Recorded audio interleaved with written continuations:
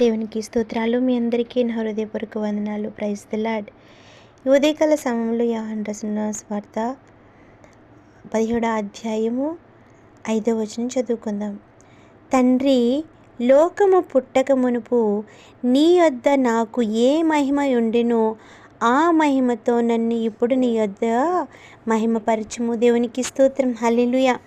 దేవాది దేవుడు ఈ ఉదయకాల సమయంలో దేవాది దేవుడిని ఒక ప్రార్థన చేస్తున్నారు. ఎటువంటి ప్రార్థన చేస్తున్నారంటే, తండ్రి, లోకములో పుట్టక మునుపు, నేను ఈ లోకంలో పుట్టక మునుపు నేను నీ యొద్ద ఏ మహిమ ఉండినో, ఏ మహిమ అయితే ఆయన కలిగి ఉన్నారో ఆ మహిమతో నన్ను ఇప్పుడు నీ యొద్ద మహిమపరచుము.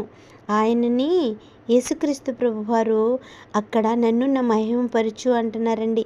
ఈ పై వచనాల్లో కూడా చదివితే చాలా క్షుణ్ణంగా మనకు అర్థమవుతుంది. రెండవ వచనంలో చదివితే, నీ కుమారుడు నిన్ను మహిమపరిచినట్లు నీ కుమారుణ్ణి మహిమపరచుము. దేవునికి స్తోత్రం. చూసారండి, ఉదయకాల సమయంలో మనం ఒకటి అర్థం చేసుకోవాలండి. నీ కుమారుడు నిన్ను మహిమపరుస్తున్నాడు, అలాగే నీ కుమారుణ్ణి కూడా నువ్వు మహిమపరచాలి. ఎక్కడైనా మరి దేవుడు మహిమపరుస్తారండి కుమారుల్ని. ఎందుకంటే కుమారుడు యెహోవా తండ్రి ఇద్దరు ఒకటే ఉన్నారు కాబట్టి ఆయన ఏమంటున్నారంటే, నీ కుమారుడు నిన్ను మహిమపరుస్తున్నాడు. ఎందుకంటే ఆయన పరిపూర్ణమైన మానవ రూపం ఎత్తి ఈ భూలోకంలోకి వచ్చి ఒక మానవ రూపంగా ఒక కుమారుని వలె ఈ భూలోకానికి వచ్చినప్పుడు ఆయన ఏమి మహిమపరిచారంటండి? తండ్రి నామాన్ని మహిమపరిచారు.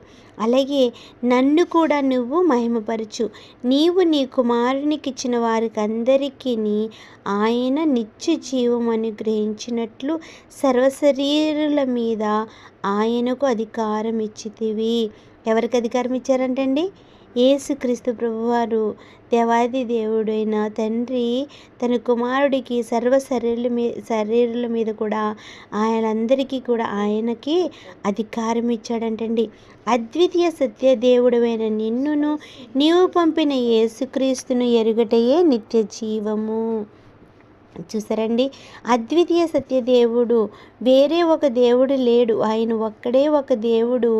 అలాగే నువ్వే ఒకే దేవుడు అని, అలాగే నువ్వు నన్ను పంపిన యేసుక్రీస్తును నేను కూడా నువ్వు పంపిన వాడవని ఎవరైతే ఎరుగుతారో వారందరూ నిత్య జీవం పొందుకుంటారని దేవాదేవుడు సెలవిస్తున్నాడు.